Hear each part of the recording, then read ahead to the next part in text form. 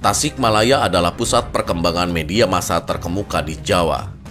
Pada dekade 20 sampai 40-an, terbitan karya jurnalistik asal kota Tasikmalaya menguasai lebih dari 40% karya jurnalistik di Jawa Barat.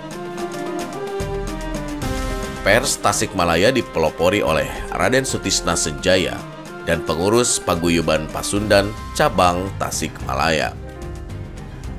Berbekal pengalaman dalam mengelola majalah Pasundan, pada tahun 1923, Sutisna Senjaya merintis sebuah koran berbahasa Sunda bernama Sipa Tahunan.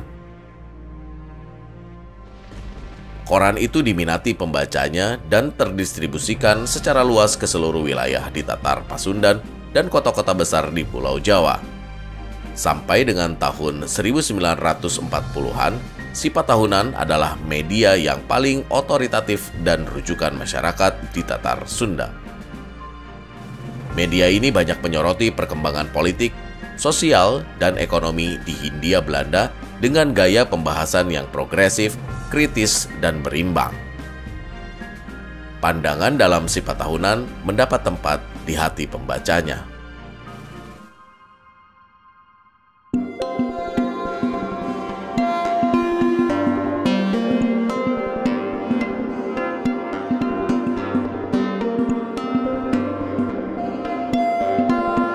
Pada tanggal 10 Februari 1939, Alleman Handelsblad, koran Belanda terbitan Amsterdam, memberikan perhatian khusus terhadap Sipa Tahunan yang tumbuh menjadi koran besar dengan oplah 5.800 eksemplar per hari.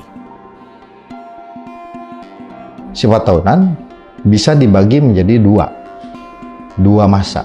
Masa pertama masa Sutisna Senjaya, masa Sipa Tahunan awal dari 23 sampai 30 di Tasik. Dan tahun 30 sampai 40-an ketika Sipa Tahunan ditarik ke Pasundan, pengurus Pasundan Pusat di Bandung. Ini dua karakter yang berbeda.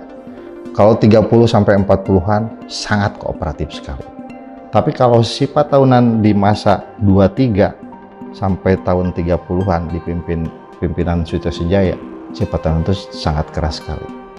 Sehingga dalam catatannya Sipa Tahunan ketika terbit di Tasik itu seringkali mendapat masalah hukum atau disebut peresdeleh gitu. Dia mendapati masalah gitu ya, dilarang edar lah, dilarang ini, bahkan pernah ada usaha penangkapan dari polisi gitu terhadap penulis di Sipa Tahunan itu.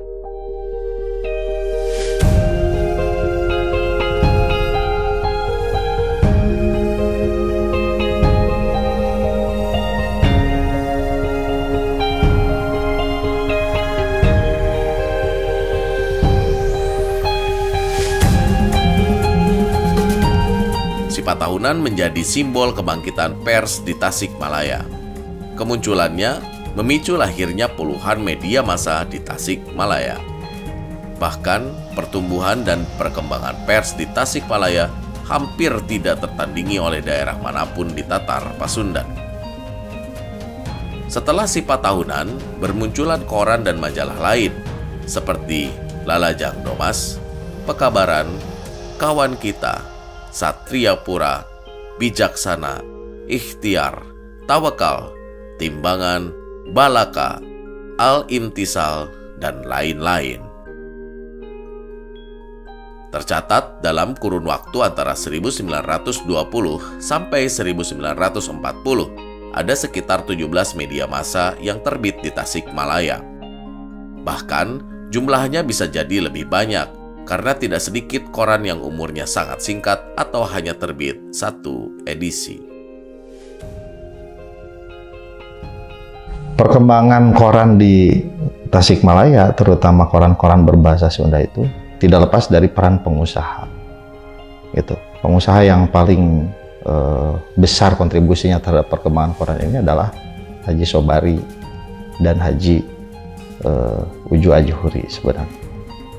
Kedua orang ini karena mereka orang kaya raya gitu ya, itu memiliki modal yang cukup untuk membiayai percetakan koran-koran yang ada di ini. Dalam konteks bisnis sebenarnya mereka relatif menguasai gitu ya. menguasai seluruh cetakan majalah-majalah atau koran-koran yang ada di Priangan. Mereka cukup menguasai secara bisnis. Nah, tapi terlepas dari itu, mereka memiliki ideologi yang sama. Gitu. Kira-kira pandangan para haji percetakan ini ya, pandangannya sama dengan pandangan orang pergerakan di masa itu lumrahnya. Jadi apapun pergerakannya, apapun ideologinya, apapun pikirannya, apapun ismenya, apapun keyakinannya, ketika mereka memiliki tujuan yang satu, yaitu memajukan masyarakat pribumi, lantas mereka hendak mendorong kemerdekaan bangsa pribumi, itu disupport oleh mereka. Mereka tidak takut dengan apapun dalam konteks mencetak karya-karya para aktivis di masa itu, para aktivis pergerakan yang cukup luar biasa tajam dan keras gitu mengkritisi pemerintah kolonial.